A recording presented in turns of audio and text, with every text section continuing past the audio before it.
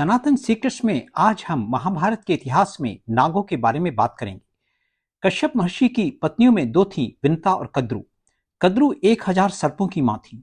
विंता को शर्त में हराने के लिए उन्होंने अपने सर्प पुत्रों को बोला कि वे काला बाल बनकर उच्च श्रवा सफेद घोड़े की पूंछ काली दिखा दें, जिससे कद्रु शर्त जीत जाए।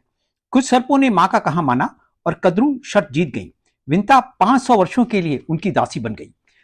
जिन सर्पों ने कद्रु मां का कहना नहीं माना था, उन पर कद्रु मां का शाप लगा कि जन्मेजय के सर्प यज्ञ में वे जल जाएंगे। जन्मेजय के पिता परीक्षित ने शमीक मुनि से अपने शिकार हिरण के बारे में पूछा। शमीक मौन व्रत में थे, उन्होंने कुछ उत्तर नहीं दिया। क्रोध में परीक्षित ने एक मरे हुए सांप को उनके कंधे पर डाल दिया। शमीक को के पुत्र श्रृंगी ने परीक्षित को शाप दिया कि आज से 7 रात के बाद तक्षक नाग परीक्षित को उस डसकर यमलोक भेज देगा।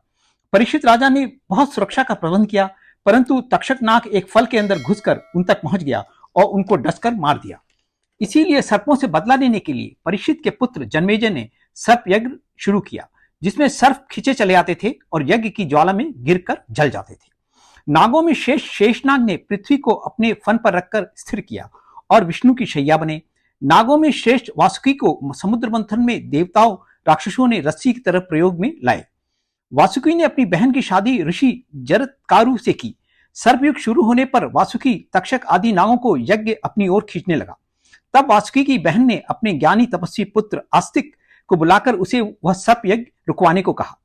आस्तिक ने सर्प यज्ञ में पहुंचकर जन्मेजय की स्तुति की कि तुम इंद्र के समान प्रजापालक हो, श्री कृष्ण की तरह सर्वगुण संपन्न हो।